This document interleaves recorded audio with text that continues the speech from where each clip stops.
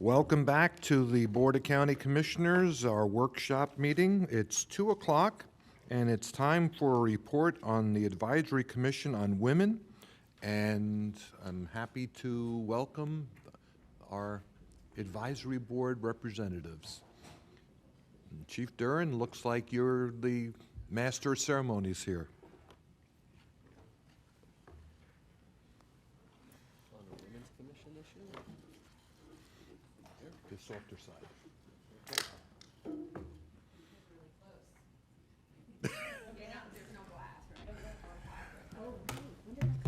Good. It's okay. Good afternoon, Mayor, Vice Mayor. I have with me Pam Guerrero, Director of the Office of Equal Opportunity, Michelle McGovern, Chair of the Advisory Commission on Women. Also have the Vice Chair, Jana Panaritas, who's the Vice Chair, and Jean Williams, representing the Attorney's Office. The purpose of this meeting is to discuss, the activities of the commission and what they have done during the past year. So I hand it over to the chair.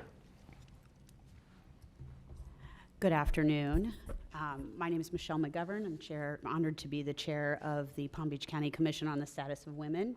I would say, in your packet, you have a brief summary of some of the work we've been doing, plus our minutes for the past year and a half almost now. I would say that COVID has been a major challenge for us as a commission. We have been working off of the study, the countywide study that was done just before the COVID shutdown, focusing in on the needs of women in Palm Beach County. We did spend some time recently, about 6 months ago, we had all of our partner agencies. We've been able to tap into a lot of the nonprofits in the county who deal in women's issues, who work on women's issues, and to ask them sort of in the depths of this COVID pandemic, what have you found are the biggest needs? And one of the needs that came out of our initial study was, domestic violence and helping to protect women. And we saw a stark increase in incidences of domestic violence throughout this pandemic. And so we decided to sort of rearrange. We were going to start with healthcare as a possible community discussion, and we pivoted to domestic violence as a focus. And we actually, as a result of that, connected with some pretty bright young ladies at Dreyfus School of the Arts and brought them to the county offices, which name just went right out of my head. The Victim Services, to Victim Services. And we gave them a tour, and what we decided was one of the things what Victim Services told us is one of the things that they need is more creative ways to access the women who need their services. And so we decided that a video would be helpful, a video that would be added to the website, a video that also could be accessible, let's say, on Instagram and on TikTok and on other means of social media, that just shows you how to access victim services in the first place. And so we were able to produce a first of what we hope to be many videos that will help assist victim services in their endeavors to be able to connect with women digitally. And in addition to that, and I'll show you that video in just a second, I think, in addition to that, we have, we've been a little challenged with COVID and also, being part of the broader county government. What exactly can we do? Where should we focus? How should we? And you can imagine a group of women as connected, and we definitely have some amazing women on our committee. We've all kind of been trying to figure out what's the right focus for our commission. So we've tapped into Rita Barreto, who is known to be an administrator who comes in, and I worked with her at the Homeless Coalition when we were looking for some direction on getting focused. And so she's going to come see us this fall for us to, look at what the State Commission on Women is doing, what they're doing in Miami-Dade, and then really help us to focus in. And so we're looking forward to that as well. And so with that, I will show you the video, I think. Are we able to? Yes, it's a brief video. Good morning. Thank you for calling Victim Services. My name is Dee. How can I help you today? Okay, can you tell me if you've been a victim of a violent crime? Okay, so I'd like to be able to transfer you to an advocate who will be able to further assist you, but I'd like to ask you a few more questions before I do that. Can you tell me the correct spelling of your first and last name? Thank you. Are you able also to give me your phone number in case we're disconnected and tell me what city you live in? Okay, thank you. So I'm going to now transfer you to Star, who's going to be able to help you.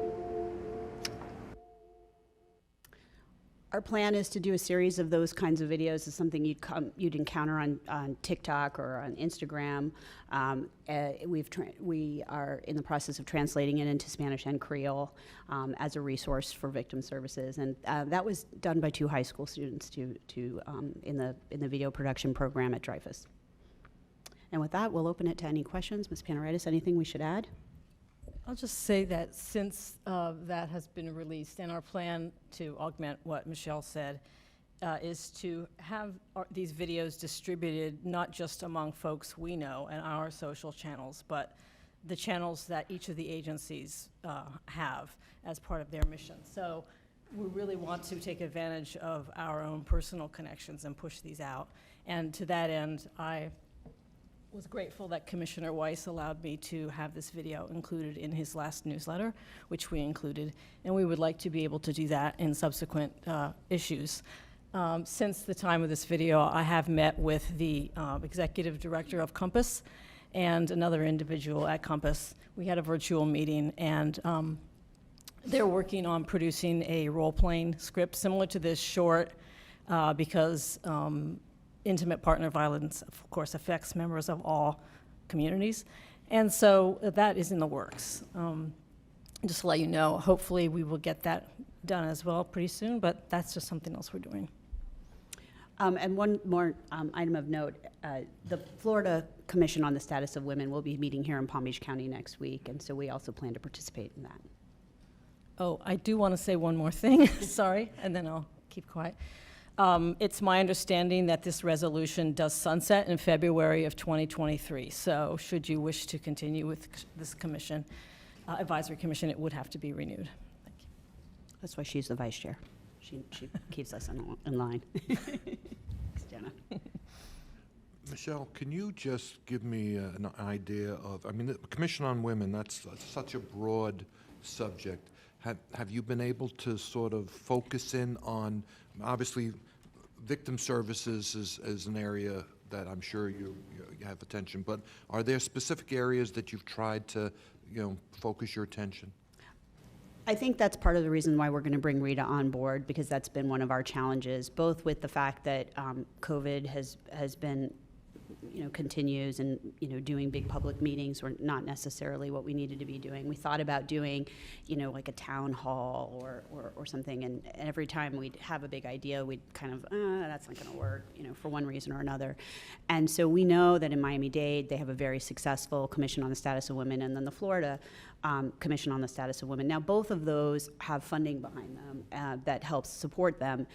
I'm not ready to ask for that quite yet, but I do want us to figure out, with the Sunshine Law and with, you all know the challenges of trying to make that all work, and with, we want to be a resource to women the way the State Commission is a resource to women, or at least in providing information about what the needs are for women in the community. We know from our study before COVID that the needs were things that you would imagine. It's childcare, it's domestic violence, it's access to housing.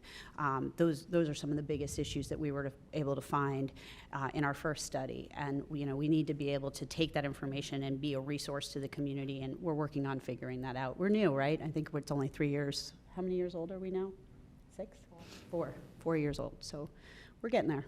And most of that has been COVID, so.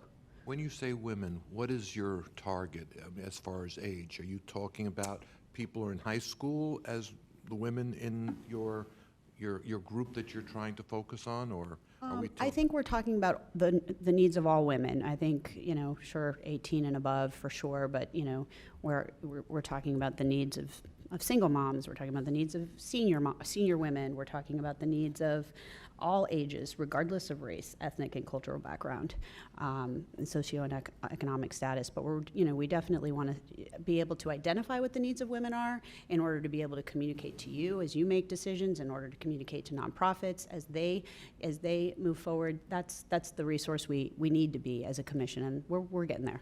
Let me just point you at one issue that was brought to my attention by the Educational Foundation. They're having an issue with, especially the older students, with feminine hygiene products that they're just not able to access, that it's either a matter of supply chain or inability to afford, and this means that a lot of the women are unable to attend classes during periods of the month when they need those products.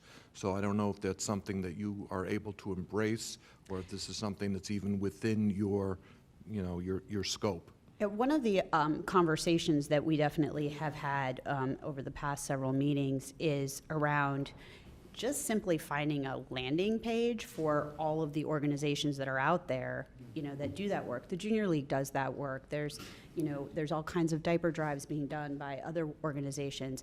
And, even if we could just, find a way that you could find those resources in one landing page, that right there could be a huge resource, not only to women, but to all kinds of organizations who are looking to help people.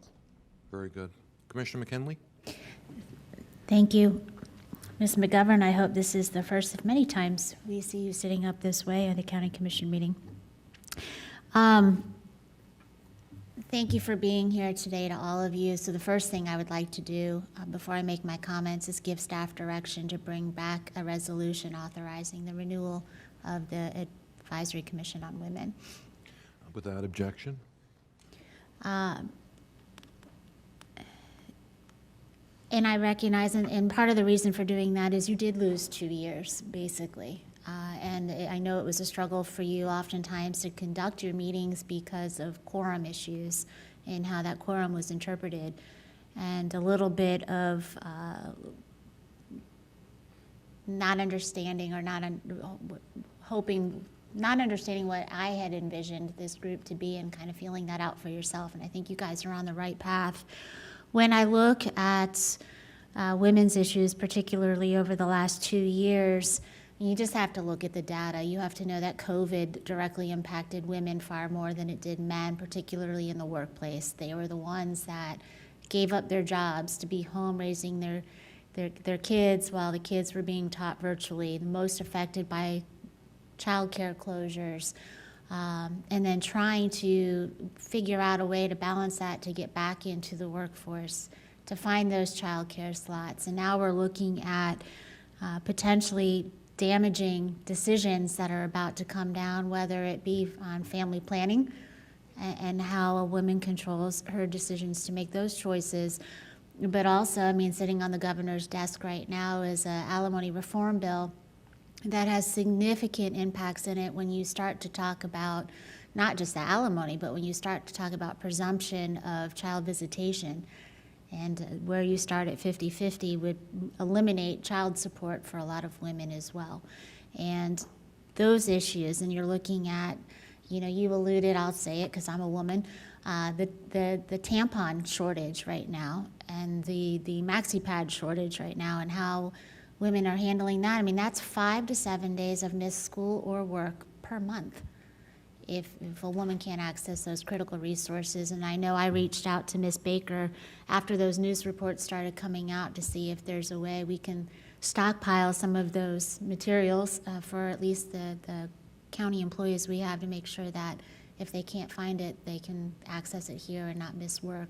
So I know she's exploring that option. And then even formula shortages. It just seems like everything that is going on right now is impacting women the most. I had a conversation with some of your counterparts up in Okaloosa County. Todd Bonlaren and I participated on a call with the chair of their Commission on Women chairwoman. and some of their local leaders, and they hosted a women's summit. And I know that we just did one at Commissioner Sacks' request. We did the one on housing and transportation. And before I term out of this office in November, I would like us to host a women's summit, building upon the work that you're trying to do on your advisory board, but really getting some direction from the community and some issues that you can then run with, rather than having you guys trying to do all of that legwork. So I would like to ask that staff work with me in putting together a women's summit sometime this fall. That would be great. I will say this, we do know that the Florida Commission on the Status of Women is about to hire a consultant company to do a statewide study on what the needs of women are. They had done a study and felt like that there needed to be a broader sampling size. And so I've been assured by the chairwoman, who is a Palm Beach County community leader, Sophia Exton, to work with us on sharing that data, particularly for Palm Beach County. Yeah, that would be fabulous, and I'll tell you, they did one not that long ago, and Commissioner Weiss is doing the good work on the Juvenile Justice Advisory Board. But their study that commission did on gender inequities within the juvenile justice system led to some tremendous reform, and so there's a lot of power behind those studies. I think if we could we could combine our community feedback and be able to give that to them as they put that study together, it would be beneficial.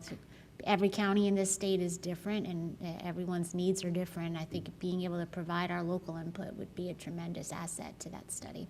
Mm-hmm. Agreed. Vice Mayor? Thank you, Mayor. Thank you both for being here today, and thank you to the other members of your commission and their willingness to serve our community. I very much appreciate you sharing the video again here today, and very pleased. I guess my questions to you: are you planning to share that video with places like 211, our school district, and the local colleges? The intention of the video was to be a resource to victim services to share as they would like, but absolutely, sure we could share it with 211 and some of our other partners. Okay, great. Thank you. Commissioner Marino? Thank you for being here. Quick question. How does our community find out about the advisory committee?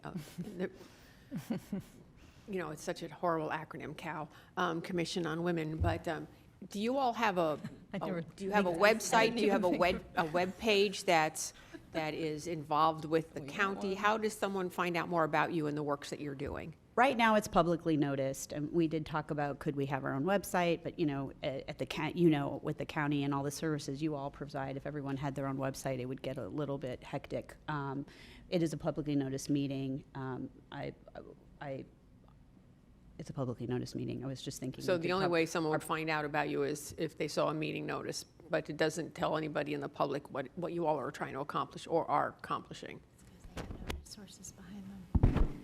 Pamela Guerrier, Director with the Office of Equal Opportunity. We have the pleasure of being the liaison department for this member body. Mm-hmm. The information on ACW, we like to call it, Advisory Commission on Women. I know every board is an advisory commission, but we like to call it ACW for various reasons.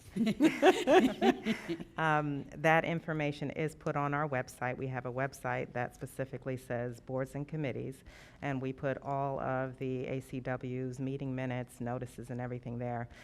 We do press releases whenever the ACW is doing any type of function, so that information is pushed out to the public. Okay, thank you. Commissioner Bernard? Thank you, Mr. Mayor. I want to make sure I get it's ACW. Yes, please, and thank you.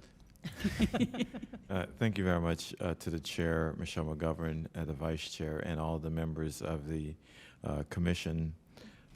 I do support Commissioner McKinley on the Women's Summit and also the reauthorization. And I did send a text to my staff, so in that way we can also send the video through our newsletter that we do send out. So whatever that we can do to assist, to provide support, we're willing to. Thank you. Thanks, Very Commissioner. good. Thank you, Commissioner. On the issue of a summit, I certainly would also endorse that, but my thought is that we should be a little bit different than the format we had at the Economic Summit. Rather just being a lecture, have maybe small group breakout sessions, invite vendors in that could be able to teach the women what services are available through the county and nonprofits. So I think that there's certainly an opportunity there, but I think that the format we had previously would not really be conducive to what would be practical, and I have no problem with the reauthorizing. The 25 years in the junior league, I'm pretty good at putting those types of events together, so we're on the same page. Okay, very good. Running a nonprofit, yeah. Yes, agreed. All right, I thank you very much. Did you have anything else you wanted to add? Just one more thing. I can't, I'd be remiss if I did not thank staff. Ms. Guerrier has been a tremendous resource to us, and the county attorney's office as well, attending our meetings. Sometimes very strong-minded women are not easy to corral, and so I just want to say a special thank you to staff for all of their support and patience with us. But we are proud of the work that we're doing and look forward to doing more. Very good. second that. Well, Thank you very much. thank you very much for coming and updating us. Thank you for hearing us. All right.